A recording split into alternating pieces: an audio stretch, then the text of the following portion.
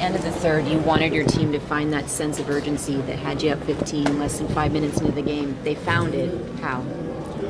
I mean, the first game coming back from a break, the All-Star break, is always strange. I've been with NBA championship teams. I've been with really young teams, and now we have this team that's like a hybrid of, some really talented young guys and a few veterans.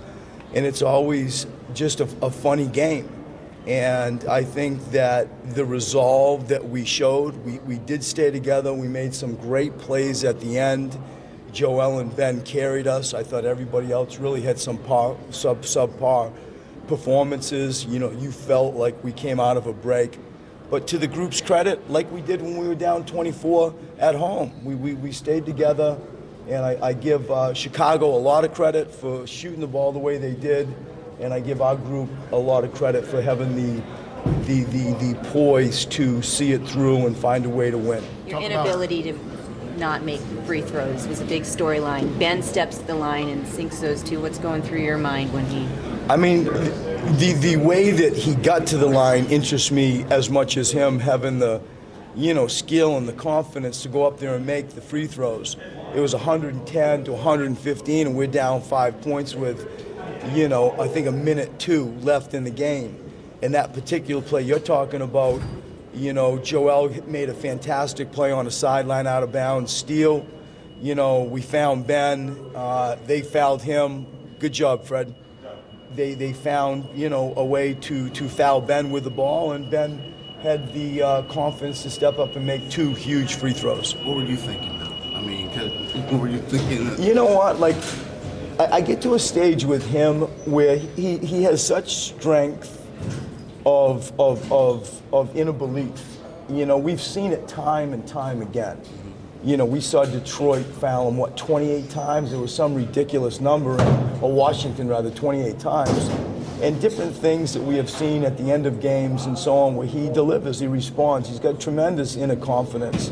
And so it didn't surprise me. It really didn't. Like, I judge people's body language sometimes maybe too much. And when I saw him step to the line, he looked like he wanted to shoot him. And as I said at the start, Joel's steal, really his steal at 7'2" to make that type of athletic play and come up with the ball is of equal sort of benefit. It all added up.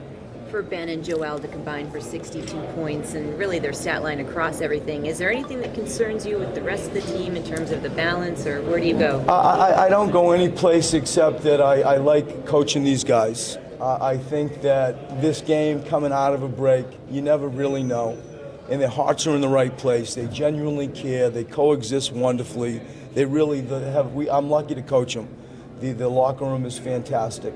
And we stay together. I think that we're trending in the right way, and I know their attitudes is completely pointing in the direction that we want. And so we look forward to coming back home, where we've got a little bit of a win streak going on. We love playing in front of our home fans and just try to keep this moving. It's a good win, especially, I think it was your first road win since January the 26th. Right. I wasn't aware of that. It was, it seemed like the road win was, out of our ability for a while. It just didn't feel right, and that last few minutes, them staying together and really defending. I thought we executed some stuff well. Ben had that lob play, good, great pass from Joel. We ran some stuff. JJ had the 2 free throws, and just the defense at the end, got us some fantastic stops. What'd you see from Bobby Portis at career high 38? Just he can pick and pop, and like when you have a 5-man that can pick and pop and shoot at that percentage, he bothers people, and so you got a choice. You can either go to straight switching and let Joel guard one of the water bugs, and you don't have to deal with that. Or you can try to do a better job of getting back to him, maybe showing a crowd on the second side, the back side, that can stunt and buy time for Joel to recover. But by and large, they came out on fire, all of them, and really shot the ball well, led by him. He had a hell of a game. As things get more tangible in terms of what you guys are playing for, what are you seeing from the players and just the mood in them? They feel something special is close. They feel something special that we've worked hard for for 4 years is potentially around the corner. And nobody's taken that for granted. You know, we use the word appropriate fear a lot. We have a respect for our situation where we don't feel like we've arrived, and there's certainly no entitlement. And we just fight for whatever we can get. And I feel like the locker room feels that we're the closest we've ever been to doing something that we feel matters for our city, and that's to be in the playoffs. When you see teams that are sort of embarking on the path that you guys have already traveled, any advice, any pitfalls to? I think, you know, I've spoken a lot with Fred, and the question is asked, you know, often when we come across teams that are like in the rebuild mold and going, you know, the youth path because of our own recent past. And I stick to the same thing because it's the truth and it's the easiest. We went overboard with relationships and development. We tried to keep the locker room together. We tried to develop our guys and help them, really find ways to move them forward and help them. And along that path, we found keepers like McConnell and Covington.